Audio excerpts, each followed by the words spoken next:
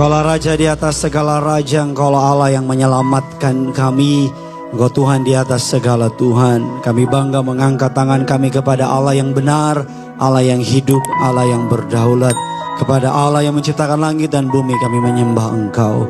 Kami serahkan hidup kami, seluruh keberadaan kami ke dalam tangan-Mu yang penuh kuasa. Kami percaya Tuhan yang memulai hal yang baik dalam hidup kami. Tuhan yang sama juga akan menyelesaikannya di tahun ini. Segala yang baik, yang indah, yang manis Tuhan Yesus sediakan. Terima kasih untuk pemakaian-Mu atas tim pujian penyembahan. Pakai juga hamba-Mu pada pagi hari ini untuk boleh menjadi saluran berkat. Lidah bibir perkataannya ada tanda kuasa mukjizat. Setiap kata kalimat yang keluar memberkati jemaat, memberkati hamba-Mu juga. Setiap kubu pertahanan yang dibangun oleh keangkuhan manusia untuk menentang pengenalan akan nama Yesus, kami patahkan kuasanya. Allah Roh Kudus, Engkau disambut di tengah-tengah kami. Kuatkan hamba-Mu, teguhkan hamba-Mu, urapi hamba-Mu. Di dalam nama Tuhan kami Yesus Kristus, setiap kita yang siap diberkati kebenaran firman Tuhan, Kerinduanku Church cabang kota Bekasi, sama-sama dengan iman kita boleh katakan amin. Kita berikan kemuliaan, tepuk tangan yang dahsyat bagi Tuhan kita. Silakan duduk kembali saudara.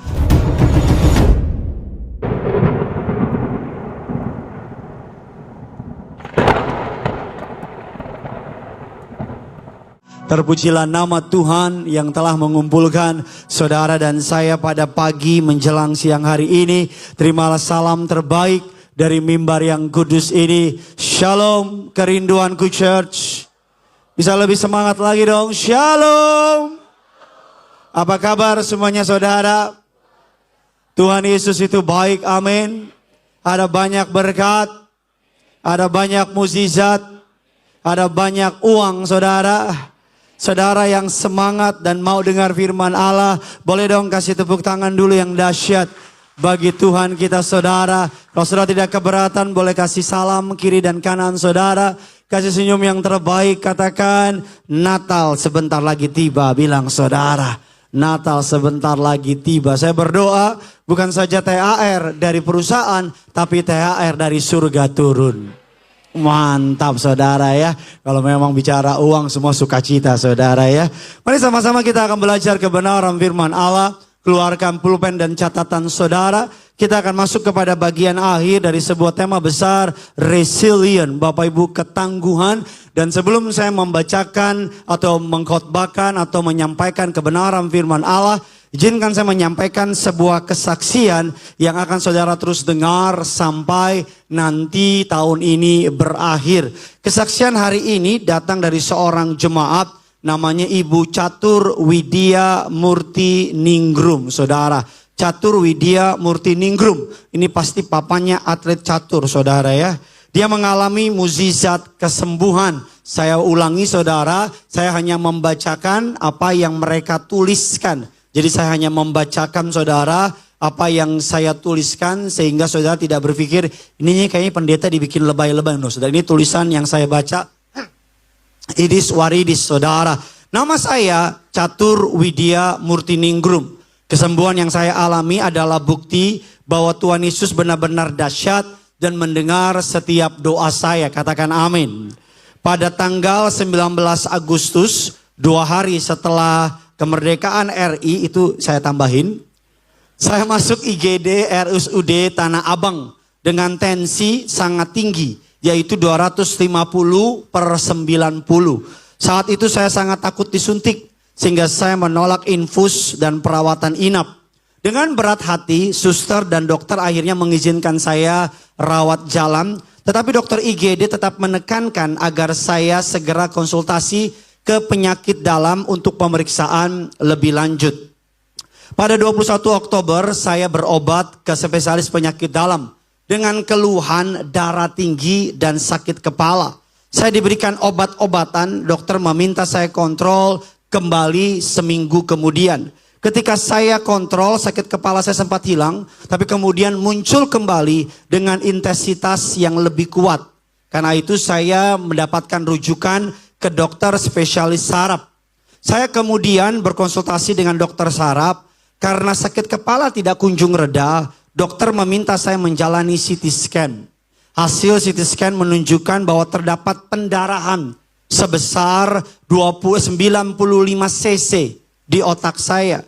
Dokter mengatakan harus segera operasi otak.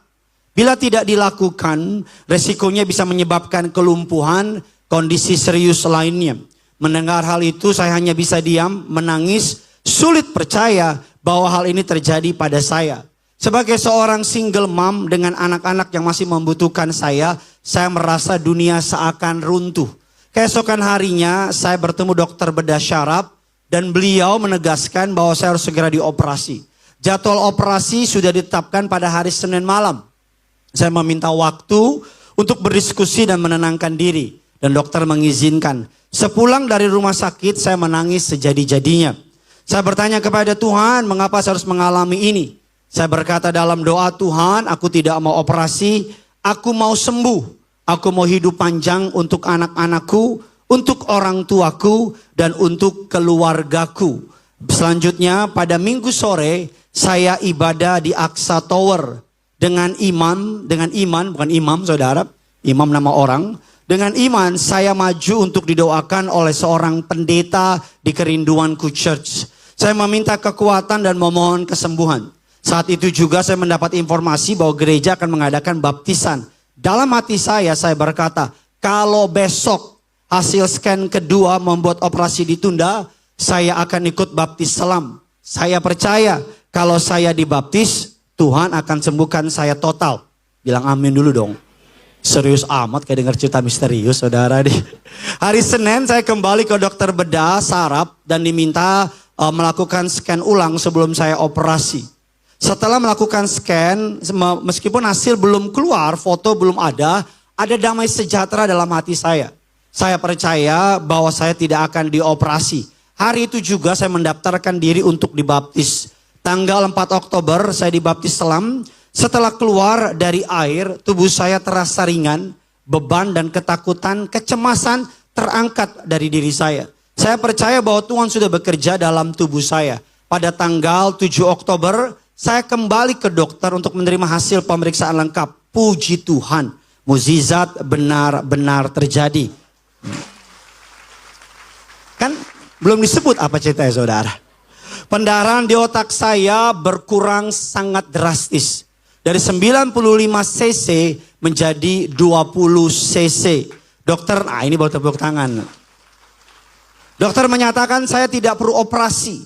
Asalkan menjaga pola makan, menghindari kelelahan, tidak mengalami stres. Dokter mengatakan bahwa pendarahan akan hilang dalam tempo 3 bulan ke depan. Kesembuhan, ini saya quote and quote, kesembuhan bukan hasil kekuatan saya. Semua ini adalah bukti bahwa Tuhan Yesus dahsyat. Dia menjaga saya, memeluk saya, dan mendengarkan setiap doa saya. The year of many open doors. Tahun di mana Tuhan banyak buka pintu. Kita kasih tepuk tangan dulu yang dahsyat bagi Tuhan kita saudara. Sama-sama bilang sama saya, di dalam Yesus tidak ada perkara yang mustahil. Bapak dan Ibu jemaat yang dikasihi Tuhan, di dalam Tuhan ada kesembuhan. Di dalam Yesus ada jawaban. Jadi saudara yang belum mendapatkan pintu dibuka tahun ini, cari Tuhan dengan sungguh hati. Hidup dalam pertobatan, tinggalkan yang lalu. Saudara akan melihat sebelum tahun ini berakhir, Tuhan akan buka pintu buat saudara. Amin.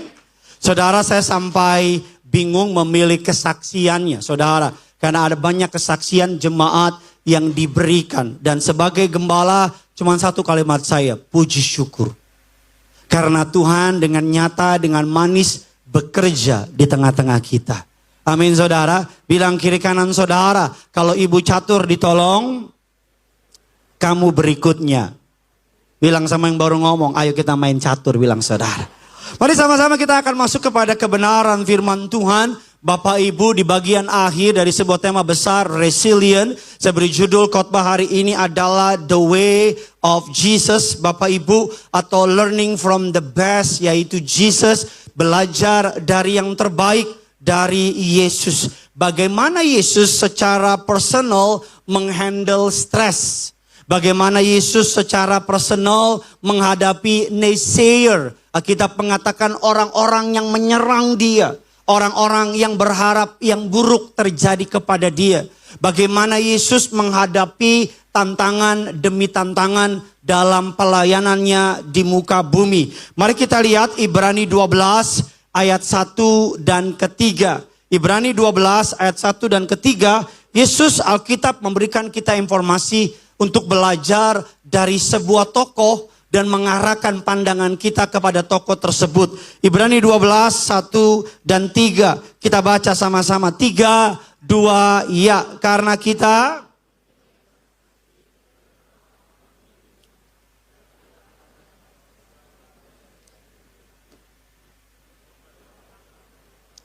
yang diwajibkan bagi kita, ayatnya yang kedua, marilah kita dengan mata yang apa? Yang memimpin kita dalam dan membawa iman itu kepada dengan apa?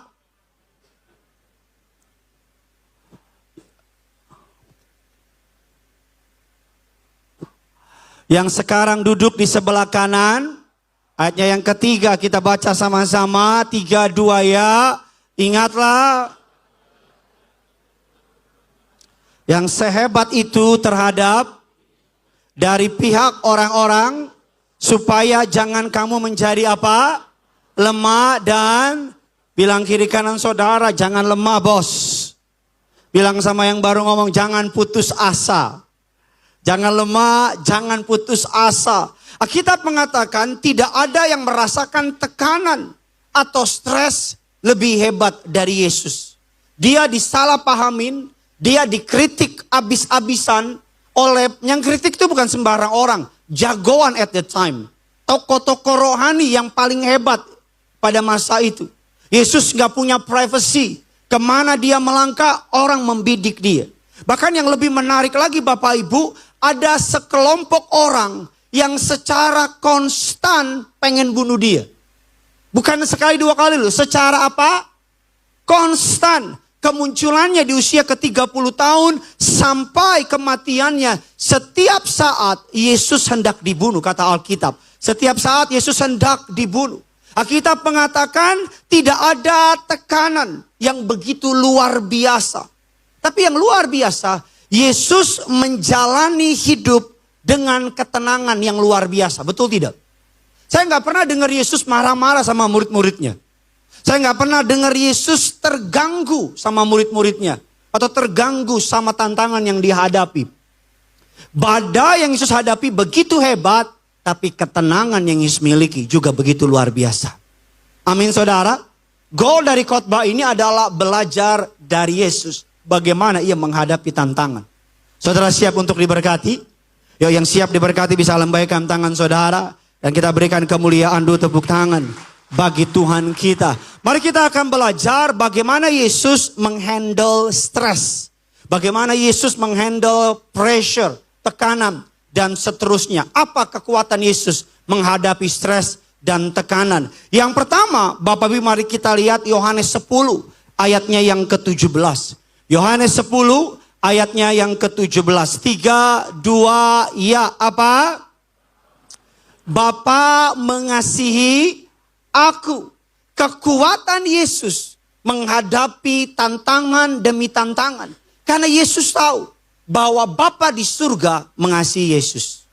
Saya beri poin yang pertama adalah the beloved son. Yesus sadar dia sangat dikasihi. Yesus sadar dia sangat dicintai oleh Bapanya. Ini adalah sebuah solid foundation. Ini adalah sebuah kebenaran bahwa Tuhan mengasihi saudara dan saya. Pemahaman bahwa Tuhan ada di pihak kita. Pemahaman bahwa surga ada di pihak kita. Pemahaman bahwa Allah mengasihi kita akan membuat kita kuat menghadapi tantangan. Amin. Pemahaman bahwa Bapa mengasihi kita. Kalau saudara ingat kemarin Indonesia Timur memuji Bapak Ibu, ada seorang tamu, Bapak Ibu penyembah namanya Elo Tahitu Bapak Ibu.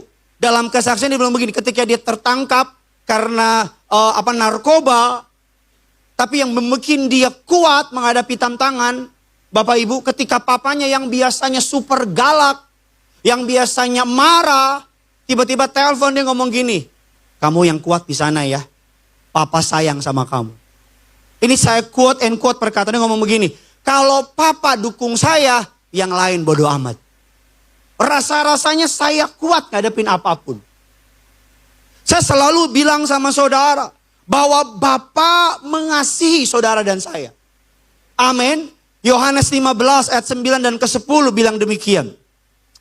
Seperti Bapa telah mengasihi aku, demikian juga apa? Aku telah apa Bapak Ibu? Mengasihi kamu. Bilang kiri kanan saudara, Tuhan sayang sama kamu.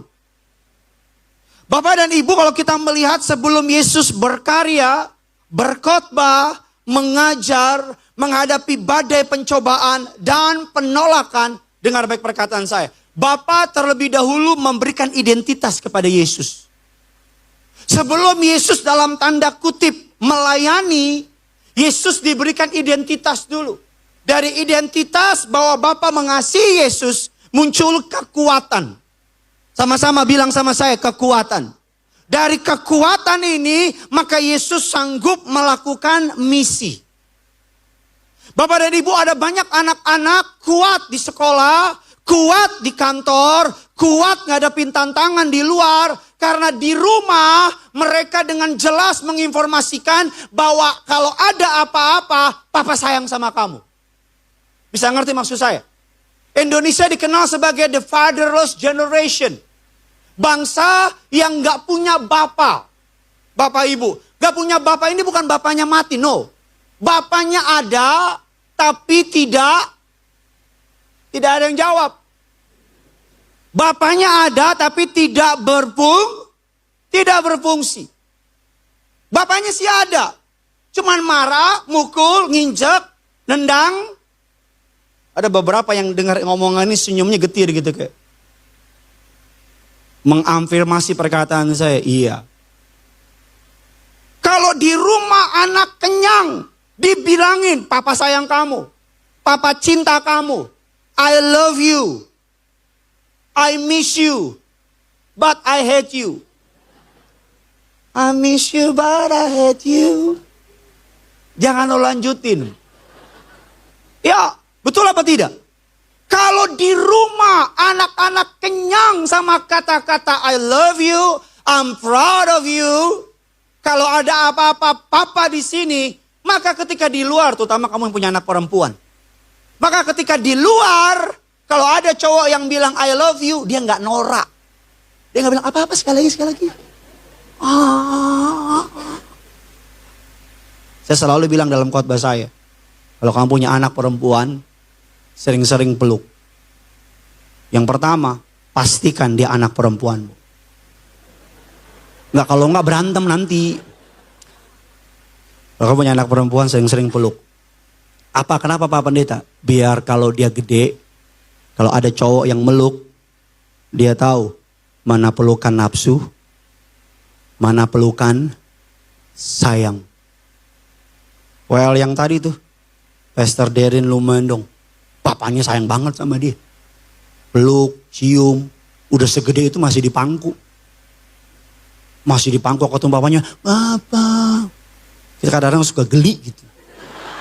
Ya tapi namanya papa-papanya dia ngomong apa kita. Sayang kalau anak apa.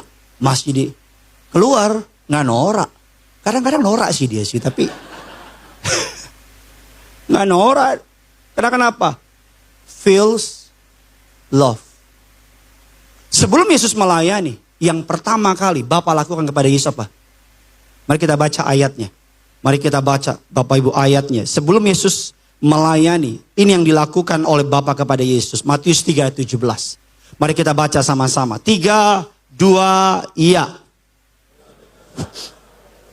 Inilah anakku yang kukasihi, kepadanya lah. Sama-sama bilang sama saya, Yesus dapat informasi. Kurang semangat, Yesus dapat informasi bahwa dia dikasihi, bahwa Bapa berkenan kepadanya. Nanti saya akan bahas secara teologia, secara Jew custom kalimat ini, Bapak Ibu. Tapi izinkan saya dulu membahas kalimat yang lain biar kita bisa lebih mengerti dulu. Mari kita melihat ketika Yesus dicobai di padang gurun 40 hari. Mari kita baca dalam Matius 3 ayatnya yang ke-17. Bapak Ibu, suara Bapak tadi, inilah anakku yang kukasih. Mari kita lihat Bapak Ibu dalam Matius 4 ayat 3 dan 6. Bagaimana cara iblis menggoda Yesus. Matius 3, 4 dan 6 dikatakan demikian Bapak Ibu. Matius 3, jikalau engkau anak Allah. Matius 4 ayatnya yang ke-6, baca lagi. Jikalau engkau anak Allah. Saya mau tanya, apa yang hilang dari sini? Dompet, uang. Apa yang hilang, Pak? Dikasihi. Kalimat dikasihi, kalimat berkenan dikorupsi sama iblis. Iblis cuman bilang jikalau engkau anak Allah. Iblis berusaha membuat Yesus mengerjakan penerimaannya dengan kemampuan. Jikalau engkau anak Allah, lemparkanlah dirimu, maka malaikat akan menatang engkau. Jadi iblis berusaha membuat Yesus mengejar nilai dirinya yang sudah Bapa berikan dari awal. Bisa ngerti sampai di sini? Selalu. Makanya kita pernah dengar kutipan ngomong gini kan. Allah tahu dosa kita, tapi dia panggil kita dengan nama. Iblis tahu kita diampuni, tapi dia panggil kita dengan dosa kita. Betul tidak? Bapak Ibu jemaat yang dikasihi oleh Tuhan. Kebenaran mengenai identitas ini. Bahwa kamu sangat dikasihi. Akan membuat kamu kuat ngadepin masalah. Saya ulang lagi. Kebenaran bahwa surga ada di pihak kita. Akan membuat kita nggak takut ngadepin siapapun. Bapak Ibu, orang kalau nggak tahu identitasnya akan berakhir kepada dua hal. Orang kalau nggak tahu siapa dia di hadapan Tuhan akan berakhir pada dua hal. Apa Pak Pendeta? Yang pertama copying, mengcopy orang lain. Kerjaannya copy aja. Terus pakai susu lagi banyak. Orang tuh kalau nggak tahu siapa dirinya, dia akan copy orang lain. Betul apa tidak? Dia akan apa? Copy orang lain. Dia akan tiru-tiru orang lain. Gereja kalau nggak tahu panggilannya akan tiru-tiru gereja lain. Betul apa tidak? Pendeta kalau nggak tahu panggilannya akan tiru-tiru pendeta lain. Akan ikut-ikutan. Oh, pendeta ini lagi suka pakai papan, dia pakai papan. Oh, pendeta ini lagi suka diikut-ikutin. Nggak ada yang salah sama papan, jangan dipotong. Bukan berarti semua yang pakai papan salah. Tetapi jadinya nggak ada lagi pendeta yang real. Semua pendeta jadinya mirip. Saya percaya Tuhan tidak menciptakan semua pendeta mirip. Betul apa tidak?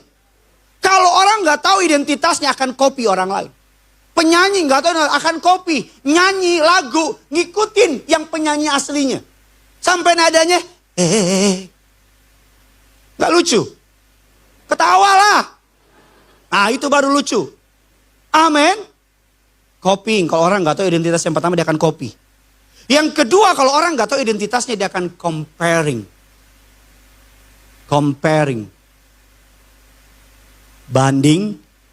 Bandingin. Ada lagu yang terkenal dulu menang Emmy Award dinyanyikan oleh Madonna. Judulnya Ojo Dibandingin. Bodoh amat Pak Pendeta, bodoh amat. Terserah lo. Sepuas lo aja Pak Pendeta, gila sendiri aja Pak Pendeta. Ojo di. Orang kalau nggak tahu identitas yang pertama akan copy orang lain. Yang kedua akan bandingin sama orang lain. Nah kita belajar dulu the hidden code. Ketika Bapa di surga ngomong ini anakku yang kukasihi. Bilang kiri kanan saudara, Tuhan sayang sama kamu. Bilang lebih yakin lagi sama gini. Walaupun kamu suka nakal dia sayang. Bilang. Memang itu fakta kan? Bilang sama orang, walaupun kamu suka jarang doa. Suka telat gereja, bilang Tuhan sayang sama kamu. Ayo bilang. Bilang sama yang borong ngomong lagi, walaupun kau parbada, bilang. Jadi kalau ngomong di Gading parbada semua ketawa. Kalau ngomong di Kelapa Gading gini. Kalau Bekasi semua ngerti Barbada. Tapi kalau ngomong Inggris di sini semua begini. Raja penyelamatku. Itu lagu ciptaan gereja kita, keren saudara. Tepuk tangan dulu dong. Nanti kasetnya akan diliris. Sombong amat loh. Bekasi aja belagu loh. CD. Spotify. Bodoh amat. Ada 6 lagu saudara, keren. Udah. Kita nyiptain satu lagu tuh Kerinduanku, judul gini. Kerinduanku. Itu lagu orang. Orang kalau nggak tahu identitasnya, begitu. Lalu terdengarlah suara dari surga yang mengatakan, inilah anakku yang kukasihi. Dalam tradisi Yahudi ada istilah namanya saliak. Saliak itu adalah konsep mengenai wakil. Jadi ketika seseorang ingin mengutus wakilnya untuk berbisnis, untuk doing something, maka seorang ayah akan memberikan sebuah announcement. Akan memberikan sebuah pengumuman di depan umum bahwa inilah anakku. Jadi Yesus, Allah bilang sama Yesus, dia bukan sekedar nabi, tapi dia apa? Anak. Saliak. Jadi Allah sedang bilang didengar di depan orang banyak sebuah konsep yang orang Yahudi abad pertama ngerti konsep ini. Bahwa ketika mereka mendengar perkataan inilah anakku yang kukasihi. Kepadanya lah aku berkenan. Maka orang Yahudi ngerti ini bukan sebuah kalimat emosional. Papa bilang sama anaknya I love you. No. Ini kalimat sebuah legitimasi. Kalimat sebuah pengakuan dari surga. Bahwa surga mengakui Yesus adalah yang di-accept sama surga.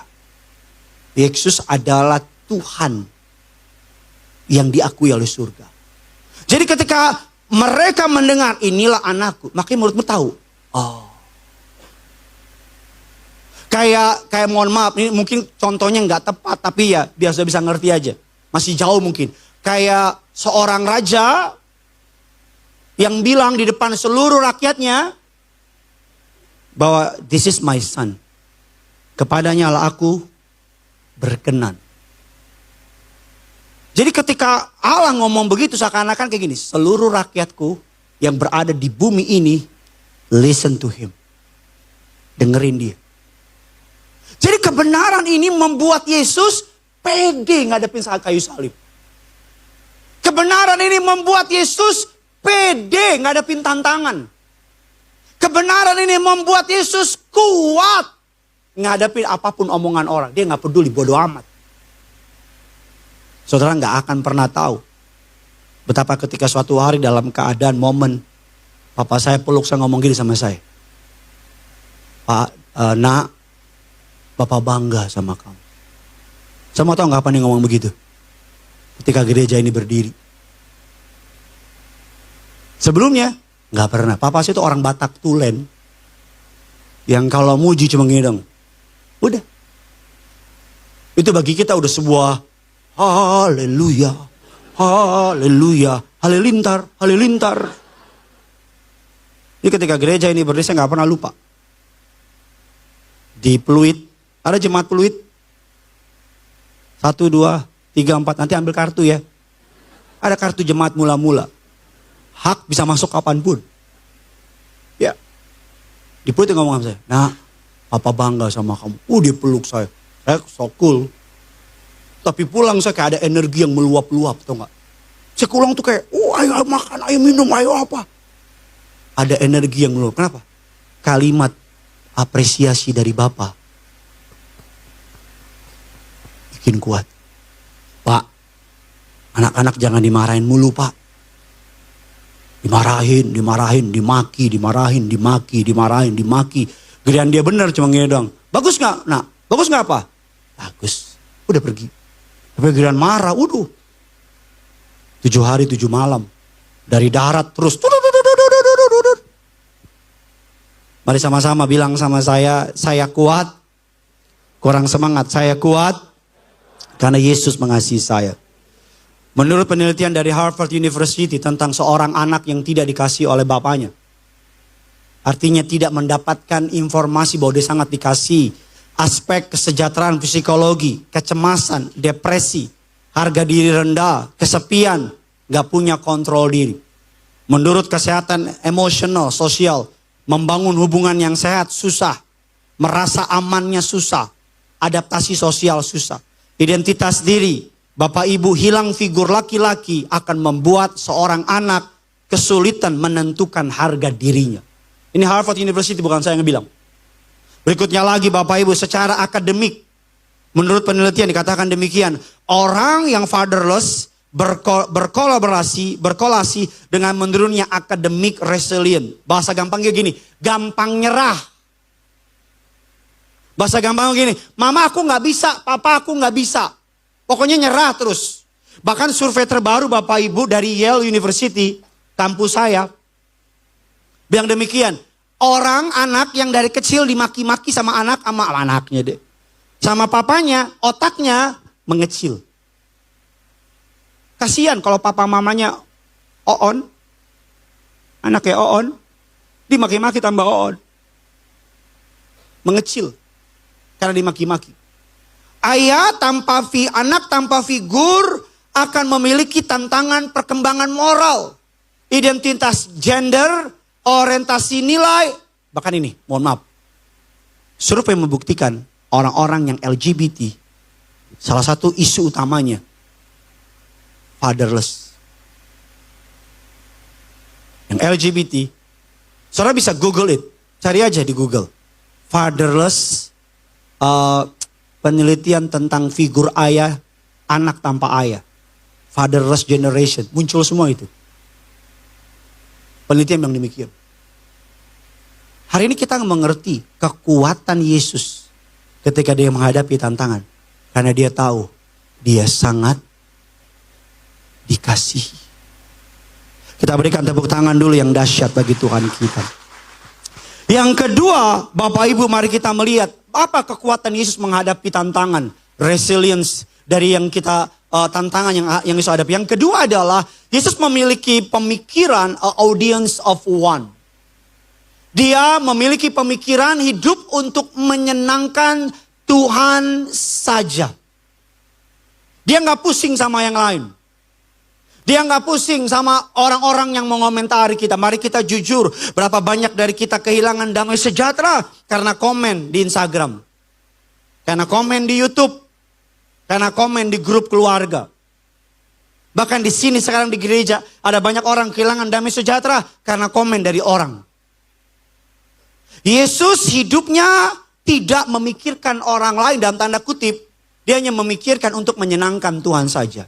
Sama-sama bilang sama saya, kalau Tuhan disenangkan, kurang semangat. Kalau Tuhan disenangkan, yang lain aman. Amin.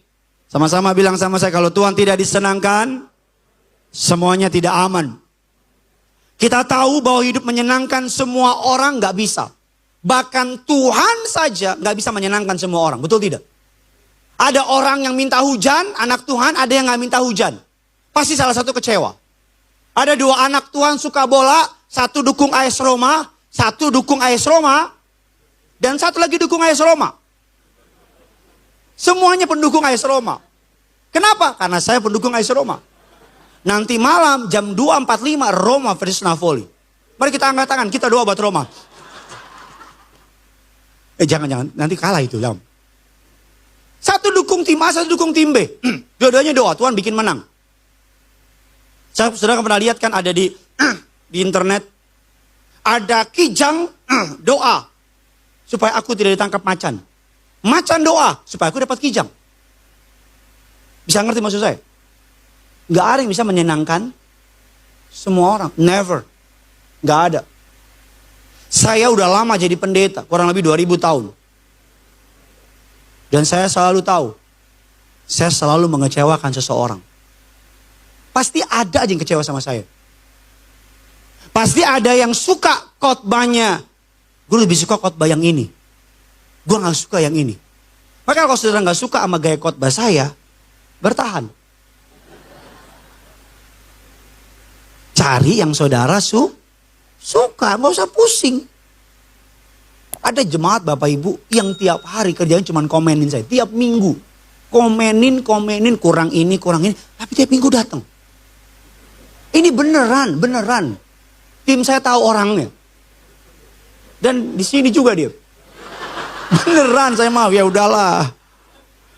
Nah pasti pulang khotbah sih di DM lagi saya. Ada aja. Selalu.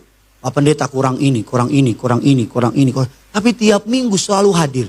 Saya pikir udahlah, lumayan lah. Ada orang ngisi gereja.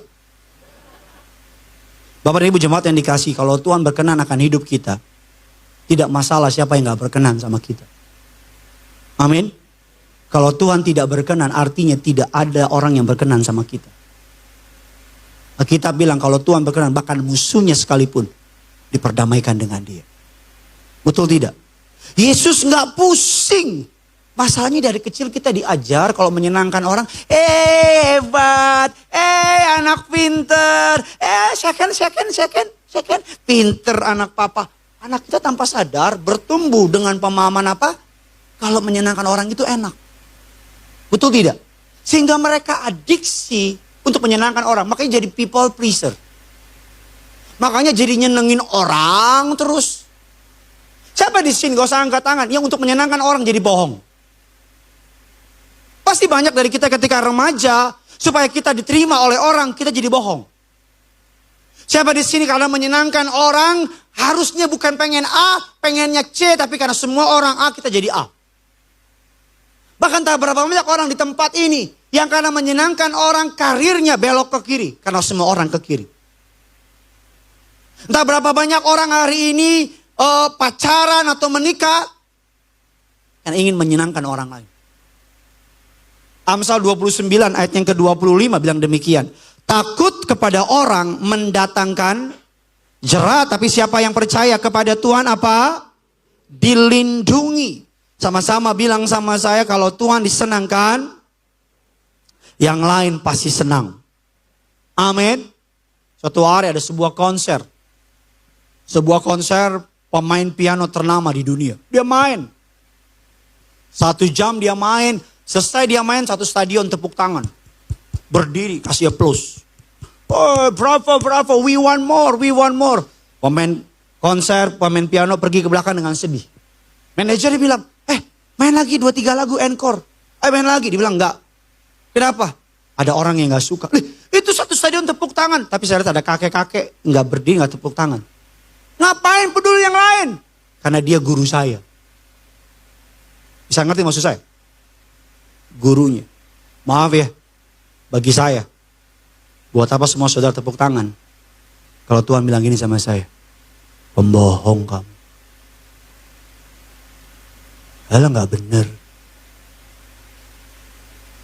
Tapi kalau Tuhan di surga bilang, bagus. Saya percaya saudara juga akan bilang, bagus. Sekarang tepuk tangan siapa yang kamu cari? Sekarang siapa yang pengen kamu senengin?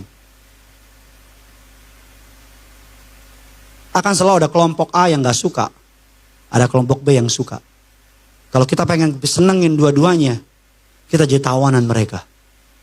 Tapi sebagai hamba Tuhan, saya mau bilang sama saudara, saya dari dulu cuma tahu satu, yang penting saya khotbah sesuai kebenaran firman. Amin. Masalah jemaat mau terima atau gak terima is none of my business. Bahasa gampangnya gini, bukan urusan saya. Sama-sama bilang sama saya, kalau Tuhan senang, yang lain aman. Kita berikan tepuk tangan dulu yang dahsyat. Yang ketiga, sambil saya undang pemain keyboard. Yang ketiga, kenapa Yesus bisa kuat menghadapi tantangan? Yang ketiga ini kesukaan saya. Bapak Ibu, karena Yesus memiliki eternal perspective.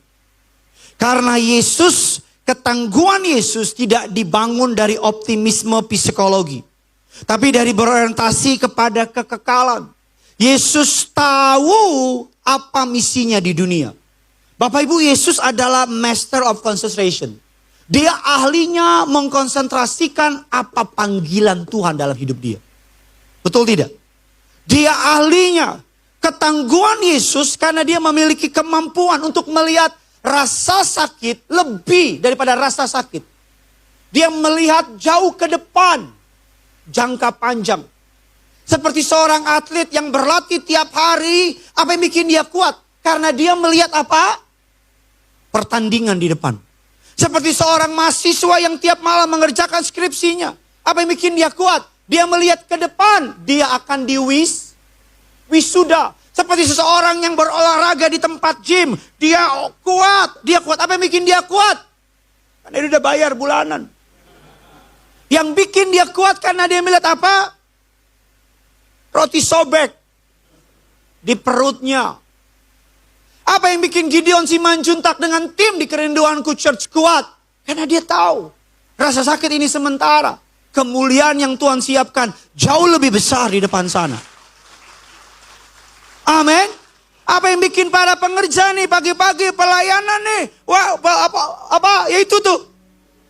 Asyir shalomin orang. Apa yang bikin Pastor Joe? Pastor Joe rumahnya di Bandung, saudara. Di Bandung tiap minggu pagi dari Bandung kemari. Apa yang bikin dia kemari? Saya juga nggak tahu. Yang bikin dia kemari karena dia tahu. Karena dia apa? Saya quote omongannya minggu kemarin. Ngomong gini sama saya. Udah bro. Asal minggu malam dari Aksa nih. Jam 10, jam 11. Lu balik ke Bandung? Iya. Kalau ngantuk gimana? Biasanya gue tidur dulu sih di rest area. Terus bangun-bangun apa? Ya bangun-bangun udah Senin katanya. Terus saya bilang gini. Tanya orang. Saya bilang gini. Bro, aduh thank you ya. Dia bilang gini. No. It's worth it kok.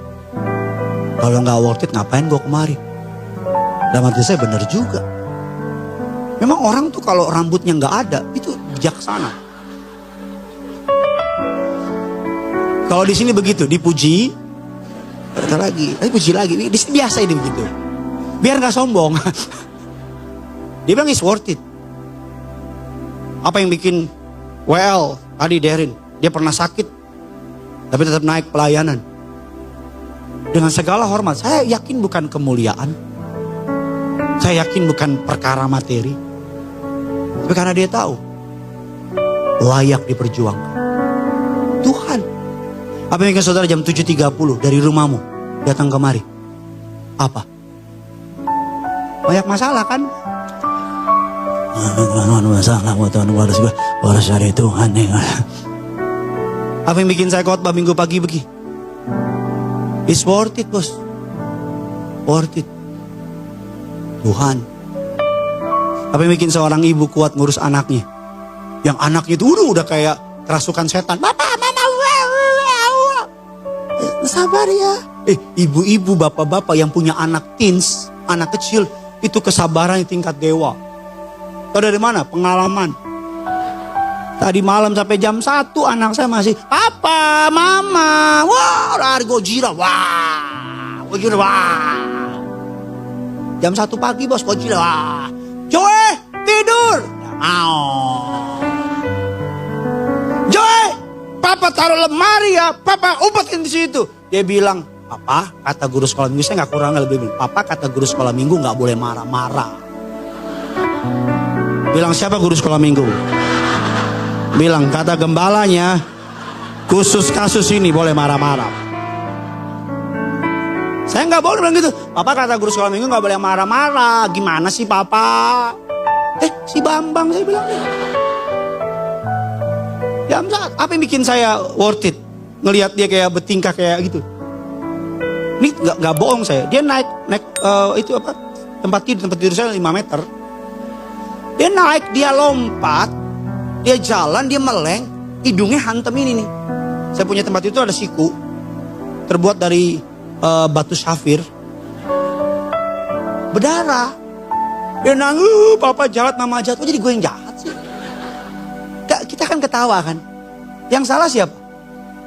Yang dimarahin saya. Kita kan sama Tuhan. Makan tuh. Yang bodoh kita. Giliran salah. Tuhan jahat. Tuhan bilang Bambang Tuhan. Yang keras kepala kita. Dia bilang, Tuhan bilang udah stop. Lepas. Tuhan bilang lepas. Udah stop. Nanti Tuhan, oh udah awas ya Tuhan. Ya. Kamu yang pacaran beda agama, Tuhan bilang stop. Stop. Yang bilang Tuhan, aku ingin mengenalkan Yesus kepadanya. Lu sekolah pendeta. Eternal perspective. Sudut pandang yang eternal. Gak ada yang lawan. Apa yang bikin Yesus kuat naik kayu salib? Orang tuh kalau tahu, Bapak Ibu kalau kita buka ayat, mari kita buka ayat. Bapak Ibu, kita buka satu ayat dulu biar kita bisa mengerti apa yang ingin saya. Yohanes 6 ayat yang ke-15. Ini ayat saya belum terakhir. Yohanes 6 ayat yang ke-15. Kita baca sama-sama. 3, 2, ya. Karena bahwa mereka dengan paksa untuk menjadikan dia apa? Ia menyingkir pula ke mana? Yesus tahu panggilannya, tujuannya bukan jadi raja di bumi. Betul tidak? Perspektifnya jelas. Dia tahu dia mau buat apa, mau bikin apa, mau jadi apa. Jadi ketika Yesus dicobai oleh iblis di padang gurun, iblis bilang ini, seluruh kota dan kekayaannya aku berikan kepada kamu. Betul tidak? Sembahlah aku. Yesus tahu. Ketika Yohanes Pembaptis ditanya oleh murid-murid, apakah engkau Mesias? Apa kata Yohanes Pembaptis? Bukan. Yohanes Pembaptis tahu apa panggilannya. Bisa nggak Yohanes Pembaptis jadi narsis, dia pikir dia Mesias? Bisa nggak? Karena mukjizat juga luar biasa ada di Yohanes Pembaptis. Tetapi Yesus tahu, Yohanes Pembaptis tahu. Makanya pendeta kalau nggak tahu panggilannya, jadinya apa? Maaf ya. Ini pendapat saya pribadi. Maaf ya. Di tengah khotbah politik, di tengah khotbah bisnis. Saya nggak bilang politik salah, bisnis salah. Jangan dipotong. Tapi kalau orang tahu panggilannya, nggak pusing. Yesus tahu perspektifnya. Orang tuh kalau jelas visinya, jelas misinya. Makanya ketika dia naik ke kayu salib, Alkitab saya katakan, dia punya clarity, kejernihan, memandang tujuan. Saya gak pernah dengar di Alkitab, Yesus ketika megang pikul salib, berat amat bos. No. Dia tahu dia berat, tapi dia punya clarity. Clear visinya. Visinya jelas. Yang kedua Bapak Ibu, dia punya courage. Orang tuh kalau visinya jelas, punya clarity, maka dia akan punya keteguhan hati. Betul tidak? Keteguhan hati. Mama saya besaran kami berenam. Dia tahu tujuannya jelas. Dia punya keteguhan hati. Dan yang ketiga, orang yang punya clarity, punya courage, akan muncul yang namanya calmness. Tenang. Kenapa orang gak tenang? Karena dia gak tahu mau buat apa. Karena dia bingung. Betul tidak? Perhatiin orang yang hidup karena sebenarnya bingung. Tapi orang yang tahu, saudara kalau naik kereta api, saudara atau saudara naik pesawat, ada banyak tawaran di bandara, betul tidak? Pesawat penerbangan Garuda dengan nomor GA 377 telah mendarat. Pesawat penerbangan dengan tujuan Manado. Kita tinggal lihat, gua ke Medan, duduk kita ngopi. Betul gak? Di bioskop, pintu teater 3 telah dibuka. Para penonton yang memiliki karcis, silakan masuk. Saya bisa kerja di situ kayak besok-besok. Kita teater 1, kita nonton agak lain. Gue belum nonton, yang awas gue belum nonton. Yang teater 3 beranak dalam kubur. Kita ngopi bos, kita ngopi. Orang kalau tahu panggilannya, kalau tahu tujuannya, ada tawaran mendekat, dia gak pusing. Dia diam. Berapa tahun yang lalu pemilu, Tuhan saksi perkataan saya ditawarin untuk calon ke Senayan. Duit, uang, sponsor, support. Tapi masa itu, saya ngomong masa itu ya, supaya jangan nanti kalau ke depan saya berubah saudara marah. Tapi masa itu, saya tahu bukan panggilan saya. Saya bilang enggak. Oh enggak, maaf. Ayo pastor, ayo pastor. Ayo pastor, bikin aja di Bekasi. Pastor pasti menang, gue yakin itu. Pasti di Bekasi lolos lah satu lah. Tapi di khotbah saja tiap minggu. Apa? Gue juga pasti ngambek kan lihat saya pakai.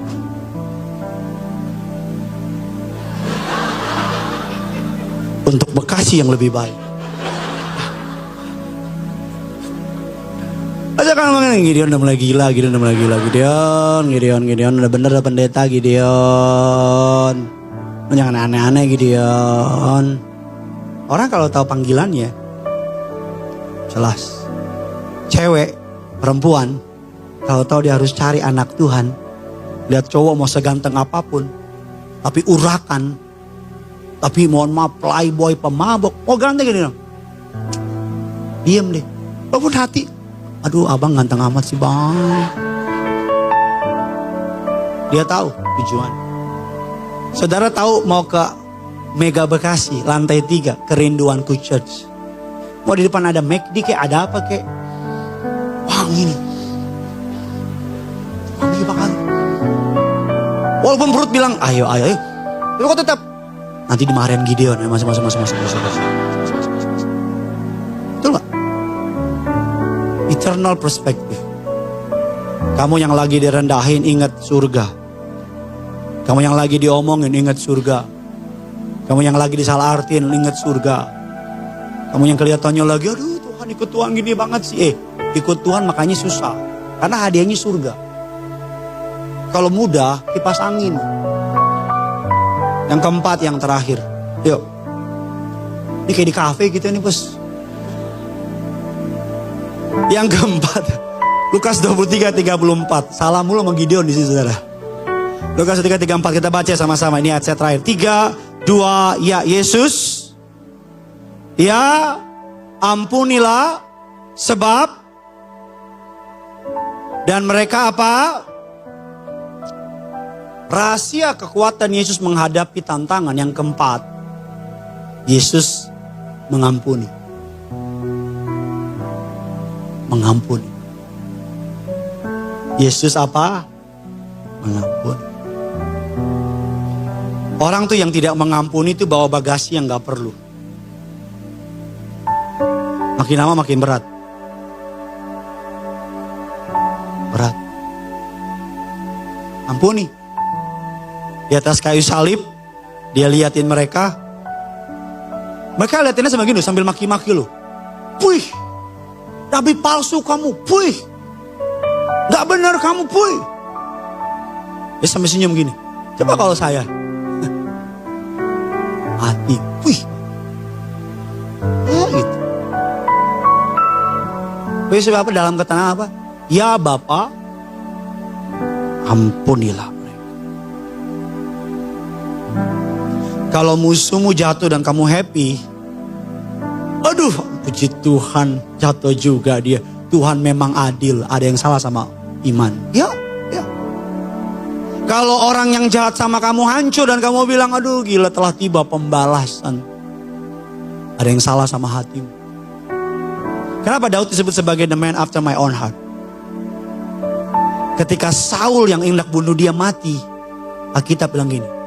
Daud merobek pakaiannya dan Daud meratap. Ketika Absalom anak yang pengen bunuh dia, pengen kudeta dia, mati, Daud menangisi. Dikubur ngomongin Daud gini, anakku, mengapa engkau mendahului aku? Harusnya aku yang mendahului engkau. Mengapa aku yang mengantar engkau ke liang perisatan? Harusnya engkau yang mengantar aku. Daud tidak mengambil sukacita dari kematian orang yang menghendaki kematian. Makanya di pemandangan Allah, Daud mau dikejar kayak apapun sama musuh, Tuhan jaga dia. Kenapa? Bahkan ketika Daud, Bapak Ibu Saul hendak bunuh dia, Alkitab bilang Saul masuk ke sebuah goa, Alkitab bilang hendak membuang air besar. Daud di belakangnya. Alkitab bilang udah mau dibunuh, cium bau lagi. Nggak mau dibunuh, cium bau udah kita mau bunuh. Orang-orang Daud ngomong gini, hari ini pakai firman loh. Telah diserahkan ke dalam tanganmu musuh yang hendak membunuh engkau. Bunuhlah, apa kata Daud? Dijauhkan Tuhan. Aku mengulurkan tangan kepada orang yang diurap itu. Kalau saya mau balas Bapak Ibu, aduh. Banyak banget. Banyak banget. Banyak banget. Tapi saya udah janji sama Tuhan. Gak akan. Kelihatannya lemah. Kayak orang bodoh gitu. Apa-apa didiemin. Apa-apa didiemin. Biar Tuhan. Biar Tuhan. Kadang-kadang istri saya greget. Tuhanmu. Lu. Sekali-sekali dong kita mandiri. Gak usah pakai Tuhan. Tuhan sibuk. Kita sendiri kerjakan. Biar Tuhan. Orang mengampuni kelihatannya lemah. Tapi di pemandangan Tuhan. Itu butuh orang yang kuat loh ngampunin. Betul gak? Itu butuh orang yang hatinya besar loh. Lihat nih musuh kita nih. Berhasil kita senyum. Tulus gitu. Selamat ya. Tuhan berkati. Padahal orang jahat. Selamat ya. Dengar musuh kita kenapa-napa. Kita masuk kamar kita doa. Tuhan. Jangan balaskan kejahatannya. Sembuhkan dia. Itu di mata Tuhan tuh. Tuhan ngomong gini. Hebat ini orang. Hebat ini. Saya percaya orang kayak gitu. Ada masalah. Tuhan pasti tolong. Tuhan pasti apa? Jangan ikutin cara dunia. Yang balas-balas. Kalau lo baik gue lebih baik. Kalau lo jahat gue lebih jahat. Itu bukan anak Tuhan. Amin. Saya berdoa kebenaran ini bisa memerdekakan saudara. Punya hati yang besar. Selamat hari Minggu. Yang punya surga. Crazy in love with you.